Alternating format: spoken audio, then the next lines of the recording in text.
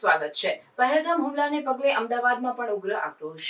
પહેલગામમાં આતંકવાદીઓ પ્રવાસીઓ પર હુમલો કરતા 27 લોકોના મોત થયા હતા। આતંકવાદી હુમલાને લઈને ગુજરાતભરમાં ઠેર ઠેર ઉગ્ર આક્રોશભર્યું વાતાવરણ જોવા મળ્યું છે। રાજ્યમાં મહાનગરોમાં અમદાવાદમાં રૂગનાથપુરાની પીઠ રાયપુર દરવાજા પાસે પણ પહેલગામ હુમલાને લઈને આતંકવાદીઓ પ્રત્યે વિરોધ નોંધાવ્યો હતો। અમદાવાદના રાયપુરા દરવાજા પાસે મોટી સંખ્યામાં લોકોએ કેન્ડલ માર્ચ સાથે વિરોધ નોંધાવ્યો। આતંકવાદીઓને પાઠ ભણાવવાની માંગ કરાઈ હતી। રાજ્યમાં ઔદ્યોગિક કેન્દ્ર વ્યવહાર કહેવાતા એવા અમદાવાદમાં પણ પહેલગામને લઈને ઠેર ઠેર પાકિસ્તાનનો વિરોધ કરાયો।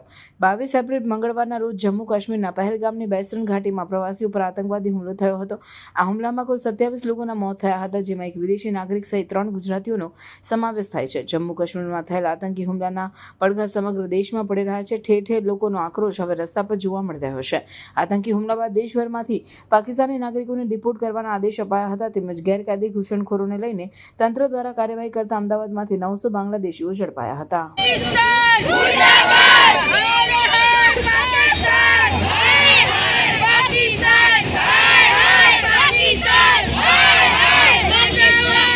પહેલગામની અંદર કાશ્મીરની અંદર જે ફરવા ગયેલા ટુરિસ્ટો હતા, જે પોતાના પરિવાર સાથે ગયેલા, બાળકો, માતાઓ, સ્ત્રીઓ સાથે ગયેલા, એ લોકોને ધર્મ પૂછીને અને કપડાં ઉતરાવીને એમની પર અમાન્ય હુમલો કર્યો।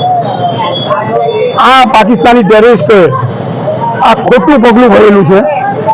આ મોદી સરકાર છે, એને જડબે સલાહ જવાબ આપશે અને આ ભારતની સેના પણ એમને જડબે સલાહ જવાબ આપશે। ગુજરાતથી માંડીને આસામ સુધી બાંગ્લાદેશી હોય કે પાકિસ્તાનીઓ હોય, એ લોકોને કાઢવાનું કામ અત્યારે જડબાતોડ રીતે કરી રહ્યા છે અને કરી રહ્યા છીએ। આ પહેલગામના ટુરિસ્ટો પર જે હુમલો થયો, એમાં આજે રૂગનાથપુરાની પીઠના રહીશે એમને શ્રદ્ધાંજલિ આપવાનો કાર્યક્રમ યોજેલો। નાના બાળકો, બહેનો પોતાની લાગણી વ્યક્ત કરી કે જે આ પોતાના પરિવાર સાથે ગયેલા, એમને સ્ત્રીઓને અલગ કરીને માત્ર પુરુષો પર 28 જેટલા પુરુષો પર હુમલો કરી અને એમને મોતને ઘાટે ઉતાર્યા છે। આ આતંકવાદીઓને ભારત સરકાર જલ્દી કોઈ જવાબ આપશે એવી મને આશા છે।